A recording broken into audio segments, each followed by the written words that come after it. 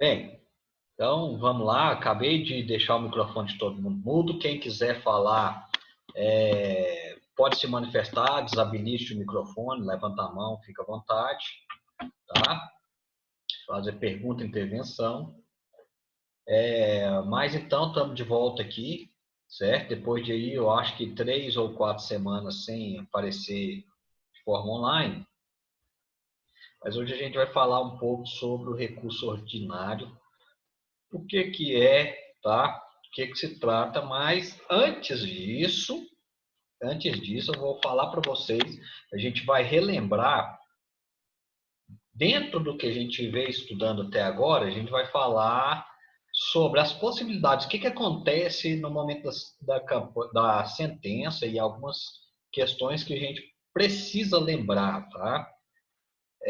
Olha só, a gente já aprendeu aqui, petição inicial, a gente aprendeu a contestação, vimos sobre a audiência e vimos a sentença, certo? Agora a gente chegou no momento em que a gente precisa ver aquilo que se recorre, a reanálise de uma sentença, e a gente faz isso a partir do recurso ordinário. Vocês veem que a gente está trabalhando as principais peças de um processo trabalhista na sua íntegra, né? Então, em primeiro lugar, quando se tem uma sentença, você tem que defender o lado que você está, se você pensar do ponto de vista do advogado, certo? A gente viu, sentença, o juiz é imparcial, ele decide de acordo com a convicção dele, motivada, ele analisa as provas dos autos e ele fundamenta isso, certo? A partir daí, ele profere essa sentença, né?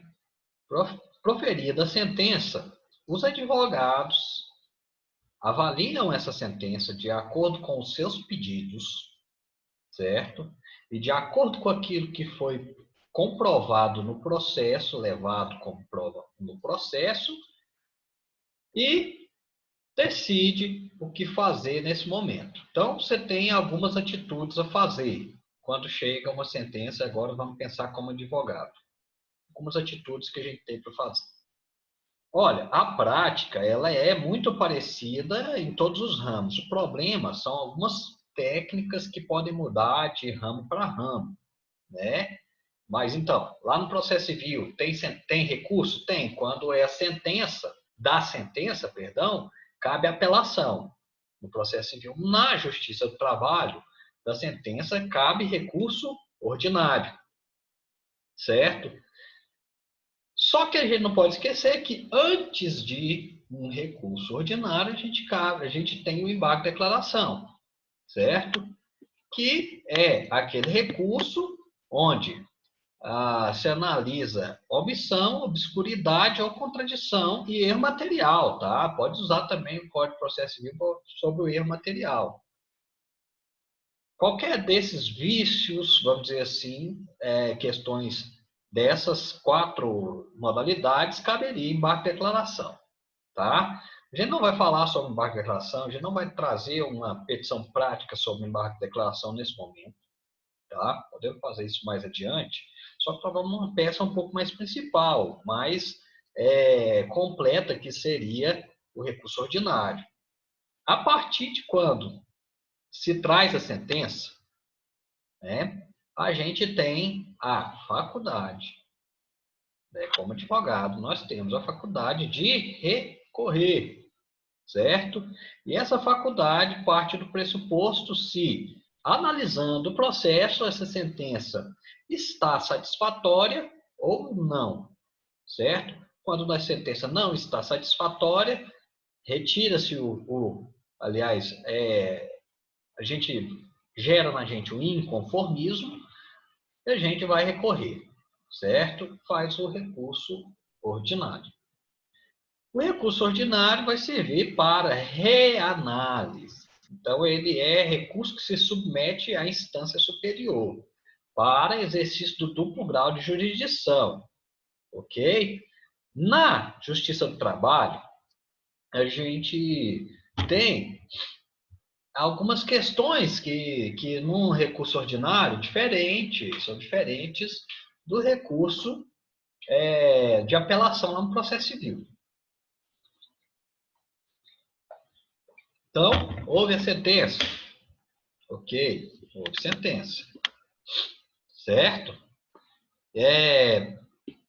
Teve essa sentença, acabou ali. Você primeiro tem que saber o lado que você está, se você está do lado do autor ou do lado do réu. Por quê? Né, o reclamante, que é o autor, ou do lado do reclamado. Por quê? Existem algumas diferenças? Sim, existe. Eu vou compartilhar a tela, como a gente sempre faz. Nós vamos estudar aqui essa análise de diferenças, tá? Minha tela aqui ficou preta, eu não sei de vocês, mas acredito que já está regularizando. Ok, voltou. Então, a gente vai analisar essas diferenças, a gente vai analisar essas questões. E vamos falar aqui, ó. Primeiro, o que analisar em um recurso ordinário.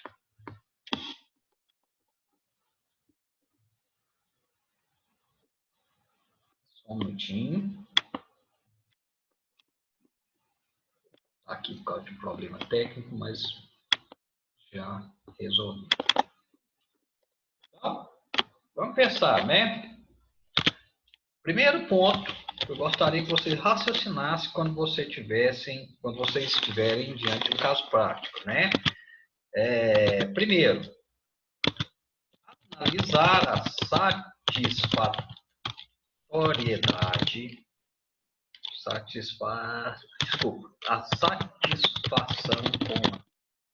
sentença do ponto de vista do seu cliente, tá? O que eu quero dizer nesse ponto? Analisar a satisfação com a sentença do ponto de vista do seu cliente. Primeiro, você vai pensar, eu estou do lado do reclamante ou do lado do reclamado? Se eu estiver do lado do reclamante, eu vou analisar do lado dele, sem levar em consideração aquilo, a outra parte tem razão nisso, tem razão naquilo e tal, beleza. Isso é um conjunto de análises que a gente faz depois. Se você estiver do lado de reclamado, você vai analisar do ponto de vista dele. Então, você vai olhar a satisfação dessa sentença com o seu cliente, do ponto de vista prático. Sempre que sai uma sentença, claro, a gente se indigna com o profissional, mas a gente tem que lembrar que, se a gente é advogado, a gente tem que conversar com o cliente sobre a possibilidade de recorrer, tá? Por que eu falo isso? Como eu ensino a advocacia de um ponto de vista um pouco mais, vamos dizer assim, prático, eu entendo que a gente entende como professor que a advocacia tem que ser transparente, certo?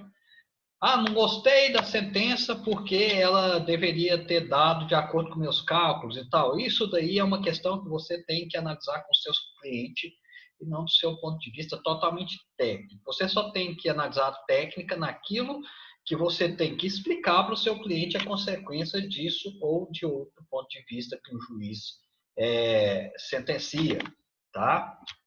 Por que disso? Porque essa satisfação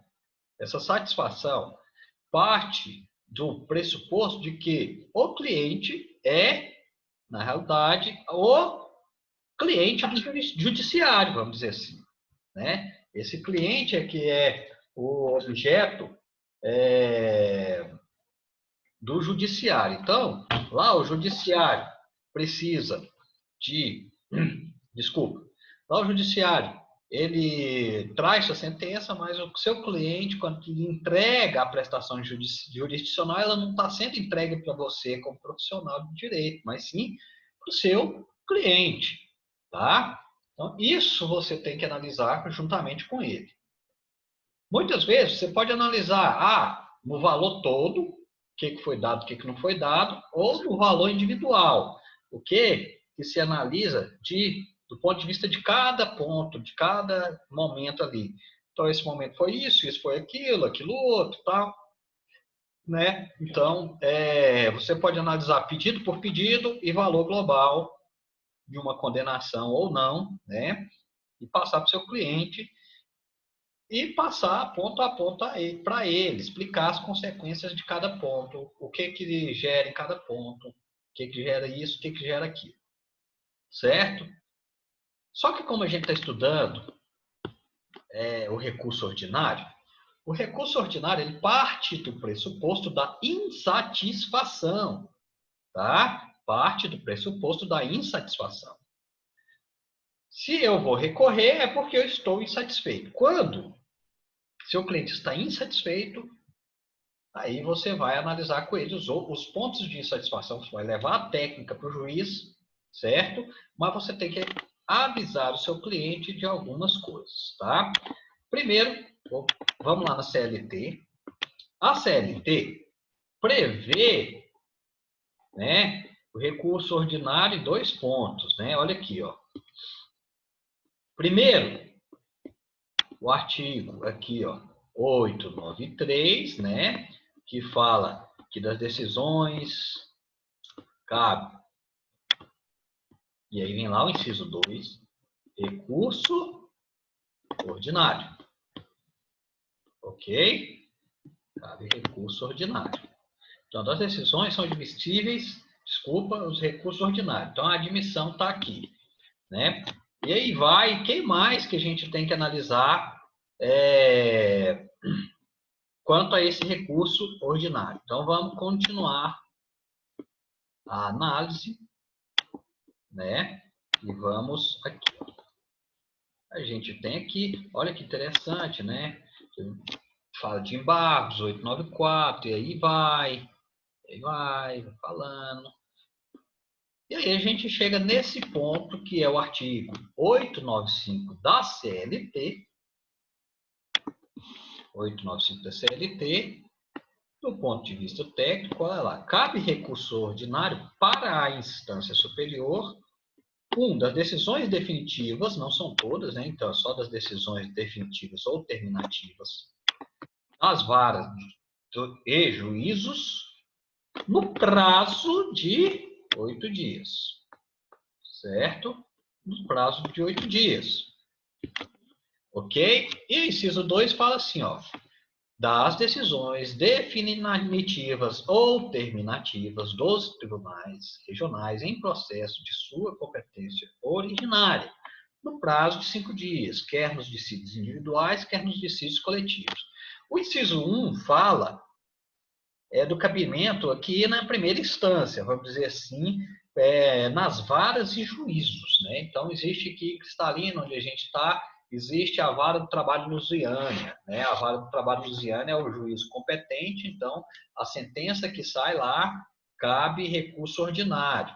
O inciso 2 fala das competências originárias. As competências originárias são aquelas que vão, cujo processo vai ser protocolado direto lá no tribunal, certo? Vai ser direto lá. Então, a gente só tem que pensar nisso aqui. Então, quando se fala decisão definitiva ou terminativa, eu vou puxar um gancho aqui, certo? E vocês vão escrever aí para vocês, né? Anotar. Quando está falando de decisões definitivas, alternativa, né? Deixa eu mudar a letra aqui para preto para vocês. Ó. Decisões definitivas ou definitivas igual a sentença. Ok? Professor, mas qual que é a diferença técnica de decisões definitivas e terminativas? Seguinte, quando a decisão ela é definitiva, ela está resolvendo o mérito do processo. Quando a decisão é terminativa, ela não está resolvendo o mérito. É sentença sem resolução de mérito. Tá? Essa é a diferença entre um e outro. Tá? E o prazo do recurso ordinário é diferente lá também. Ó, é de 8 dias. Tá? 8 dias. Certo? Então vamos lá no Word, vamos fazer essa anotação para mandar para vocês mais tarde. Né? Segundo ponto. Fundamentação do recurso ordinário. Artigo 893, inciso 2, e artigo 895 da CLT. Então, anota aí essa fundamentação para vocês. Vou aumentar essa letra aqui que é melhor.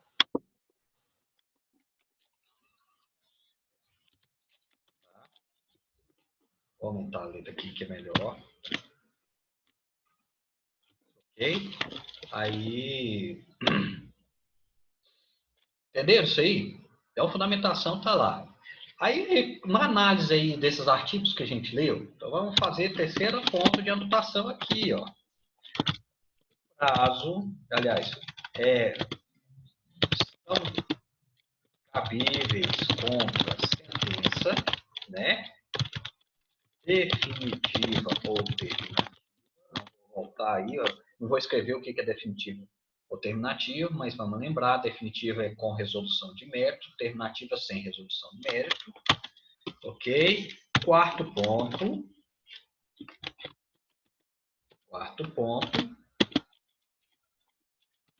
Prazo é de 8 dias. Beleza? O prazo é de 8 dias. Então, perdão aqui, pessoal. Antes de salvar as coisas aqui, eu vou aproveitar e vou salvar, vocês vão ver eu fazendo isso aqui. Não tem problema não. Ordinário, vamos salvar isso aqui. A pastinha de vocês.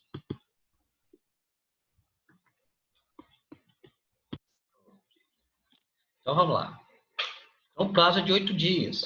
Isso daí está lá no artigo 895. 893.2, ele prevê a admissibilidade, 895 prevê o cabimento, contra o que cabe, né? Então, 893 fala de todos os recursos admissíveis na Justiça do Trabalho, né?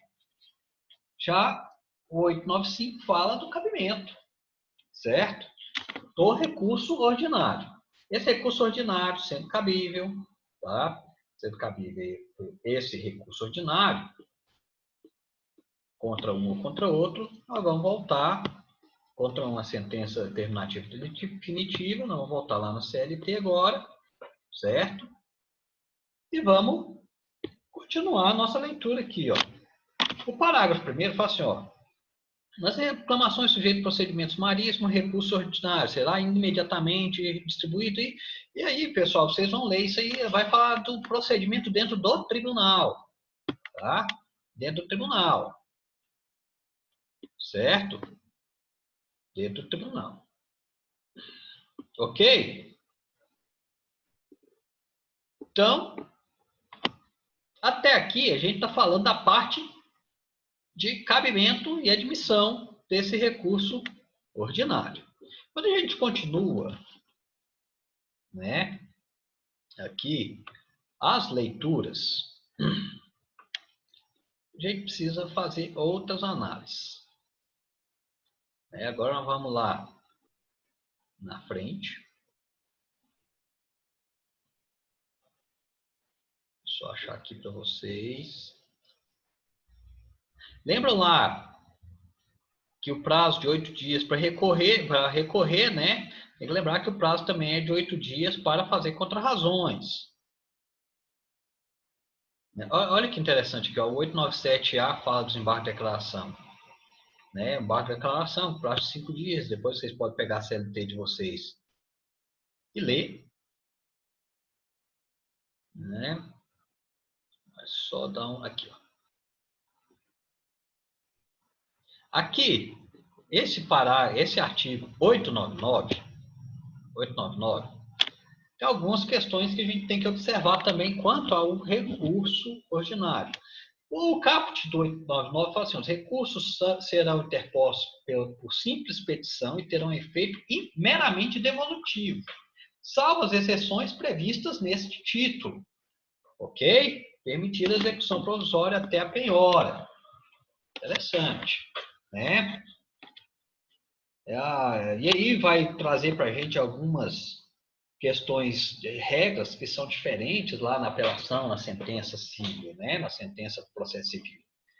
Imagina só, você com a sentença, você pode já executar porque ela tem é um efeito meramente devolutivo em regra, né?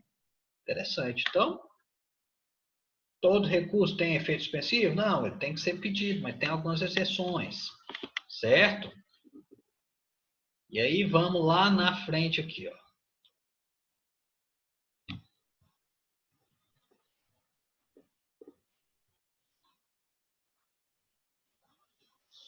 Ó o parágrafo primeiro. Sendo condenação do valor de 10 vezes salário mínimo, de até 10 vezes salário mínimo de dissídios individuais, só será emitido recurso inclusive ou extraordinário mediante prévio depósito da respectiva importância.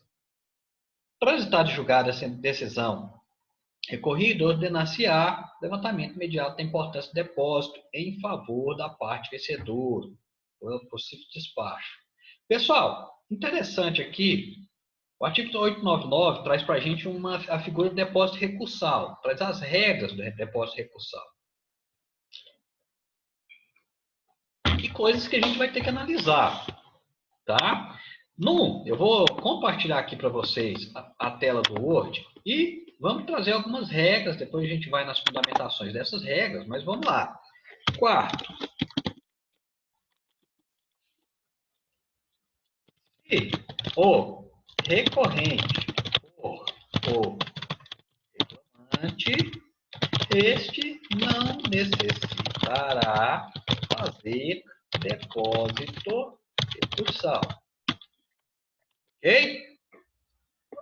Perdão, aqui não é quarto, é quinto. O professor tá ruim aí na questão ordinária, né? Sexto. Sexto aqui. Se o recorrente for reclamado, este deverá depositar custas e o depósito recursal, né? Ou seja, existe um depósito recursal que deve se fazer. E aí eu estou falando assim, mas olha só, o texto lá da lei fala outra coisa e tal, um pouco diferente, mas, pessoal, lá o texto fala, quando houver condenação, né? E aí tem o seguinte, até 10 vezes o salário mínimo, certo? Até 10 vezes o salário mínimo, presta atenção. O depósito recursal, ele é obrigatório a ser feito na sua integralidade, tá? Parece um contrassenso, tá? Mas o depósito recursal, pessoal, é exatamente 10 vezes o salário mínimo, tá? Praticamente, aliás, é praticamente 10 vezes o salário mínimo. Então, o condenado, a parte condenada, certo? Quando é reclamada, deve fazer o depósito recursal. Esse depósito recursal, pessoal, é garantidor do cumprimento da execução, ok? É garantidor do cumprimento da execução. Então, ele garante que a execução vai ser cumprida, ok? Então, para que serve esse depósito recursal? Para garantir que o reclamante terá o seu crédito pago, para garantir isso. Então, vamos supor lá, ó, isso é um eventual insucesso do recurso ordinário. Então, imagina que o reclamado vai lá, recorre, certo? Faz o depósito recursal, e isso daí, vamos supor que o reclamado perca, né, o recurso, né? Os fundamentos não são aceitos. O depósito recursal já vai servir para pagar o reclamante. E se tiver diferença em favor do reclamado, tem que devolver para o reclamado. Tá? Se tiver diferença em favor do reclamado, tem que devolver para esse reclamado. Ok? Então é isso que acontece ali. O reclamante não precisa fazer esse depósito recursal, até porque ele está pedindo a condenação do reclamado. Né? Ele não vai ser condenado a pagar. Ok? Essa situação de verbas trabalhistas. Na realidade, o objeto das verbas trabalhistas é para ir. Beleza? E o mesmo depósito recursal, que ele é mais do que R$ 10.000 hoje, né? Se o reclamado deposita, faz o depósito recursal e ganha, faz o depósito recursal e ganha, certo? O valor do depósito recursal vai ser devolvido para ele com a atualização. Tá? Vai ser devolvido com a atualização. Beleza? Isso daí nos é falado aqui na CLT. Depósito recursal será feito de conta vinculada ao juiz, corrigido com os mesmos índices da poupança. Tá? Tem que lembrar que quem institui os depósitos recursais são os tribunais, os respectivos tribunais. Então, sempre que a reclamada quer recorrer, ela faz depósito recursal. Tá? Se for recurso ordinário, faz depósito recursal de acordo com as regras, né, de instituição do depósito. Se for recurso de revista que vai para o Tribunal Superior do Trabalho, faz também depósito recursal, que via de regra é o dobro, tá, do depósito recursal do recurso ordinário. Então é caro recorrer, né? É caro recorrer. Do ponto de vista do reclamado. Mas é interessante, pessoal, é interessante a gente fazer algumas observações aqui quanto ao depósito recursal. Nem todo mundo vai precisar fazer esse depósito recursal. Por que você está falando isso, professor? Que é o seguinte. Opa, voltou, vamos lá. Deixa eu tentar voltar aqui. Beleza. Nem todo mundo precisa fazer esse depósito recursal. Não, realmente, nem todo mundo. Olha o parágrafo 10 do artigo 899. Ó, são isentos de depósito recursal os beneficiários da justiça gratuita, as entidades filantrópicas e as empresas em recuperação judicial. Ok? Então, essas entidades não precisam fazer o depósito recursal. Olha o parágrafo 9 aqui, ó. O valor do depósito recursal será reduzido pela metade para entidades sem fins lucrativos, empregadores domésticos, microempreendedores individuais, microempresas e empresas de pequeno porte. Tá bom? Pessoal, observação interessante. Observação interessante. Esse artigo aqui, esses dois, na realidade, esses dois artigos, fazem parte da reforma, da última reforma trabalhista que teve, né? A reforma de 2017, que foi do governo Michel Temer. E ele trouxe algumas isenções e incentivos de depósito recursal, né? Então, vamos supor lá, para empresas, para empregadores domésticos, entidades sem fins lucrativos, microempreendedores individuais, microempresas e empresas de pequeno porte, o depósito recursal é de metade. Então, observação, detalhe importante. Uma prova da OAB, por exemplo, uma prova prática da OAB na área de direito trabalhista pode acabar dificultando a sua interpretação quanto a esse depósito recursal, tá? Beleza? O que é entidade sem fins lucrativos, né? Vai estar lá no seu estatuto, dizendo que ela é sem fins lucrativos. Empregadores domésticos, né? Ou seja, quem tem empregador doméstico, obviamente, aqueles que têm empregados domésticos.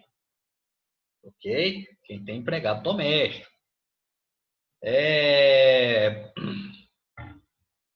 Microempreendedores individuais. São as MEIs. Tá? Microempresas e empresas de pequeno porte também, isso aí vai estar no enquadramento do contrato social destas microempresas e empresas de pequeno porte. Ok?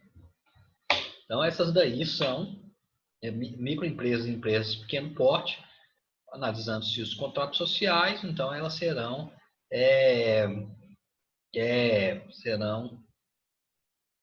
enquadradas no parágrafo 9 com o benefício de depósito recursal pela metade, né? Microempresas são chamadas de MS, né? E as empresas de pequeno porte são chamadas de EPPs. Passou disso, né? Empresa de médio porte e de grande porte, depósito recursal é integral. Não adianta. O depósito recursal vai ser integral. certo? Dúvidas que podem surgir para você para a gente fechar essa parte da aula, né? Professor, se esse depósito recursal ele era para ser reduzido pela metade, mas ele foi lá e pagou integral, fez o depósito recursal no valor integral. Vai existir problema? Não, não. Tá? Eu tinha até um conhecido meu que falava que a bunda não vai atrapalhar, né? Ou seja, que for mais não atrapalha a quem deveria ser menos, né? Então é valor a mais, certo? Beleza? Quanto agora da questão da isenção do depósito, né? Beneficiário de justiça gratuita, a pessoa que tem esse benefício deferido pela justiça, as entidades filantrópicas, certo? E as empresas em recuperação judicial, essas não precisam fazer depósito recursal, não, tá? Vou só deixar uma pergunta no ar, né? Existe, por exemplo, a Pontifícia Universidade Católica, a PUC. Uma hora vocês têm uma curiosidade de pesquisar, vocês vão ver que a PUC é uma entidade filantrópica, né? Mas ela tem dinheiro, certo? Interessante isso, mas ela, assim, ela está isenta, mesmo ela tendo dinheiro, ela está isenta disso, desse depósito? Tá, está isenta, segundo o parágrafo 10. E o parágrafo 11, a gente vai terminar essa parte aqui, parágrafo 11, depósito recursal poderá ser substituído por fiança bancária, né? Quando o banco faz a fiança, ou seguro garantia judicial, né? Que é uma contratação de um seguro que pode ser contratado pelo recorrente, tá? Então, também inovação da reforma de 2017, certo? Pessoal, se depósito recursal, a ausência desse depósito recursal faz o recurso ficar deserto, viu? Faz o recurso ficar não ser aceito. Então, questão do depósito recursal, vocês viram ali as regras e tal, né? Tem as regras de isenção, principalmente para quem for advogar para reclamado, né? É importante analisar as regras de isenção, de redução do depósito em alguns casos, ok? Então, como eu falei, né, respondendo a pergunta que eu mesmo fiz, né, vamos dizer assim, quando há o depósito de valor a mais do que o que deveria ser, não existe problema nenhum, certo? Eu mesmo, na minha vida, advogando, eu já fiz depósito em valor maior do que o que deveria ser, ok? E a gente não encontra óbice na justiça. A justiça vai conferir se o valor está maior, não tem problema. O problema é que está menor. Se tiver menor, a justiça pode até entender que está deserto, ok? Então, essa é a parte inicial. Daqui a pouco vamos falar das questões das contrarrazões. Vou dar um intervalozinho para a gente aí de 5 minutos e aí eu abro uma nova sala aqui pelo Zoom, né? O Zoom já está me notificando aqui da finalização. Eu abro uma nova sala e a gente continua. Daqui a pouco eu mando um link aí para vocês.